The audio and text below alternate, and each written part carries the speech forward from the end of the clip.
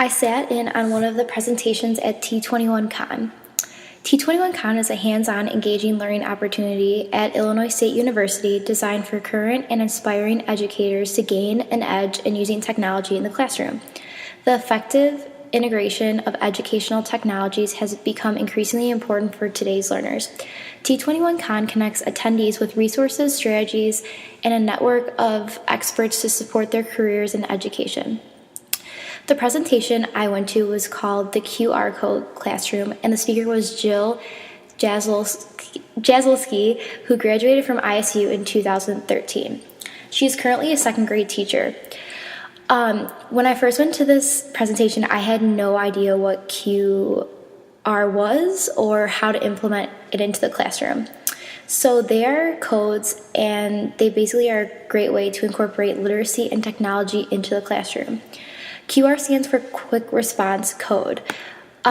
She demonstrated a tutorial about how to use it in the classroom, and I'm going to show you a quick tutorial about how to make a QR code and how to incorporate it into the classroom. Okay, so before a student can use a QR code, they need to download the app either on their smartphone, iPad, iPhone. And this is a free app, so you can type it in on your search bar in the App Store, and you type in QR Reader. And this way the students can scan the QR code and will be able to participate in class when you use this into your classroom. Okay, so to start this tutorial, you go to Google and you type in www.qrstuff.com. And the first link right here is what you're going to be looking for. So you want to click on that. Okay, so once you get to the website, all this stuff up here you do not need, because you do not need to pay for anything. All the stuff that you will need to implement this technology is for free. So on the left side you see data types, and these are all the data types that you can make QR codes for. One of the problems is you can't make a PDF a QR code, only if it has a web URL address. So that's one thing to keep in mind. But you could do a plain text, YouTube, website, Google Maps, emails, Skype, all sorts of stuff.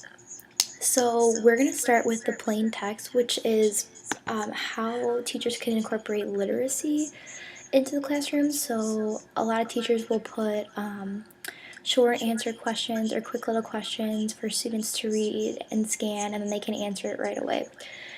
So you press on plain text right here, and then you go to the content, and then this little text box shows up. So you can write whatever you want in the text box.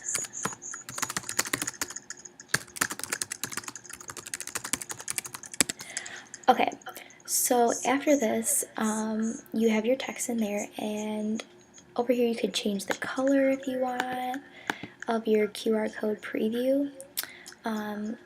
And the more you write in the box, the smaller these little megapixels will be, but the less they will be bigger.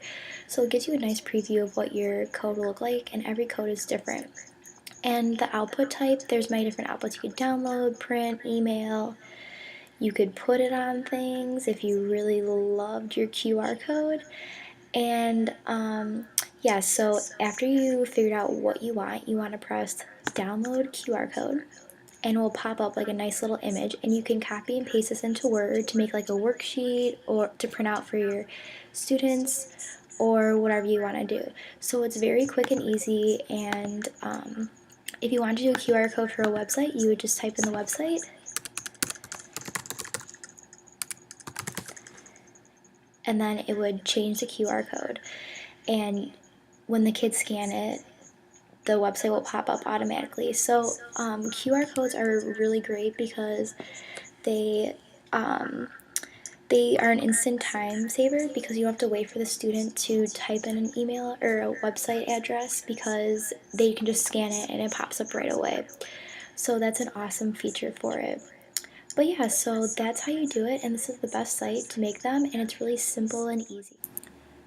Okay, so there are many ways to implement QR codes into your classroom. So the first way is with plain text, and you could have self-check answers for math. So for example, you could provide a student with a word problem or any type of math problem, and they have to solve it, and then they use the QR code to figure out their answers. So this is great for like individual work or even group work as a fun activity.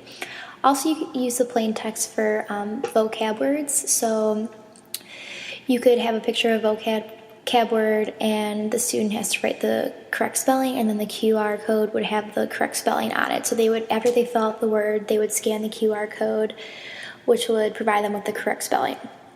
Also, you could have different word problems for different levels. So you could have a group A or group B, and the QR code would be differentiated for either higher or lower level students.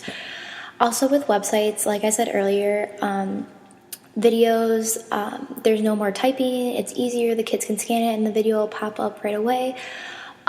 It's also good for articles, so a student can scan it and the article will pop up right away. Another good strategy to differentiate between the literacy and diverse learners in the classroom is you could have two groups, and group A could have, if we were learning about, say, snakes, Group A could have an article from the National Geographic website about snakes, and that would be the higher group. And the lower group, Group B, would have an article about snakes from National Geographic for kids. So this way, you can differentiate and by levels, and it will still be an enjoyable, fun experience for the kids. Yeah, and I just love how the QR codes allow kids to not only learn, but also engage in technology and literacy at the same time. And it's really fun, and the kids get really involved since it involves using an iPad or their iPhone to learn, and it's a really fun time for them.